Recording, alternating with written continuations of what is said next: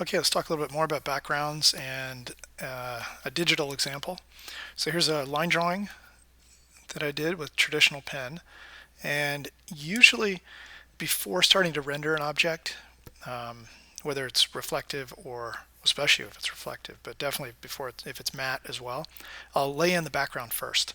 And the reason for that is that the background, as mentioned and as you can see on page 88, how dramatically it changes our value perception of the object itself, and how it can emphasize or de-emphasize areas of the object. So if I was just to leave it like this on white paper, and I did the value range, on white paper that looks exceptionally dark, right? Because the brightness of the white surrounding background, okay, makes the dark value on the truck look darker than it actually is.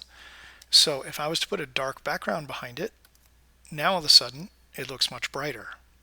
So all those dark values, because of the darkness behind it, right, change. So our perception changes. So knowing that our perception is greatly influenced by the surrounding values, I like to do the surrounding values first. So if I was to start rendering this, I would lay in the background first. I'd probably have the line drawing over the top, put it on multiply, and then start laying in the value underneath. So line drawing, maybe select it off or just put it on multiply, throw in some value. There's our value against the darker background. Let's try to make that one even darker and see what happens. Oops, sorry, that's lighter.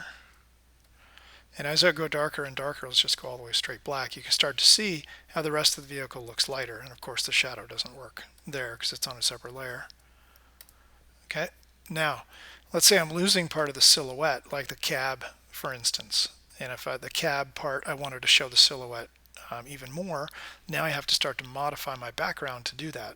So if I make it light behind the background, in the background now, I see a much stronger silhouette. And we can see that pillar and we can see through the front glass a little bit more, whereas before that was getting lost a little bit. So there's another example of that.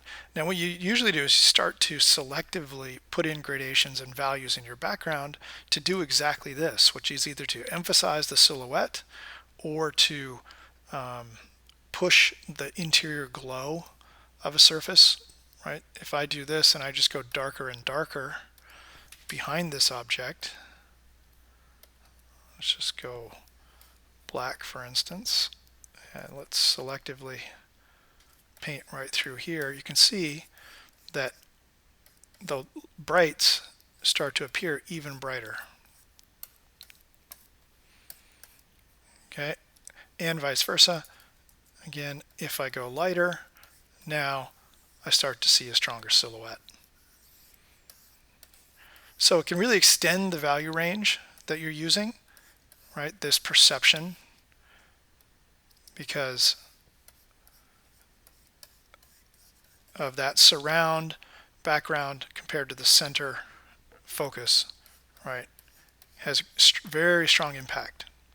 And if you're ever trying to make something look bright, like you say it's a rendered white surface and you're trying to make it look illuminated, you're going to suffer and work really hard to ever make it look like it's glowing and illuminated and bright if it stays on a plain white background. Just like this. There's nothing I can do in here to really make that pop and get it to look brighter than the white background itself. The easiest thing to do, pop it on a dark background, then all the brights start to come to life. And then if I'm losing silhouette, just modify it a little bit.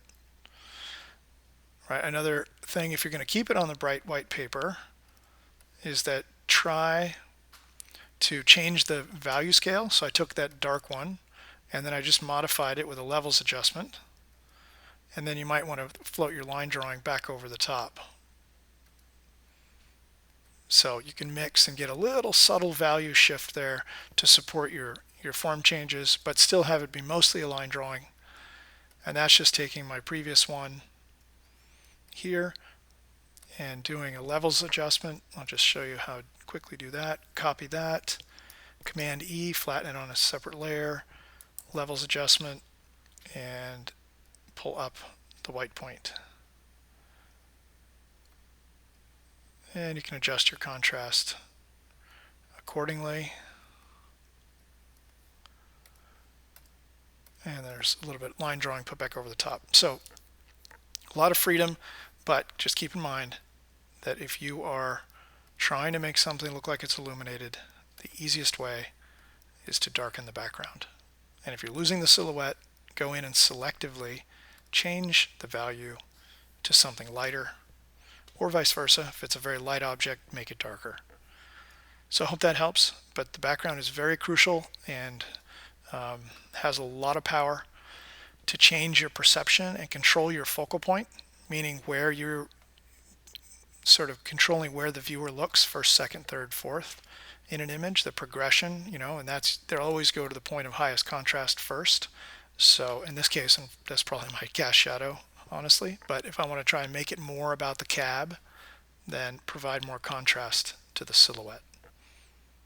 So I hope that helps. You'll see that throughout the whole rest of the book. Almost everything's got a background on it, and the backgrounds in many, many cases are designed to control the focal point and to play with that balance of seeing edges versus interior surfaces. So practice that, and don't underestimate the power of the background, and don't render all the values first on a white piece of paper and then stick it on a background after. Almost always start with a background, because you're going to choose your relative values when you're rendering based on the values that are around your subject.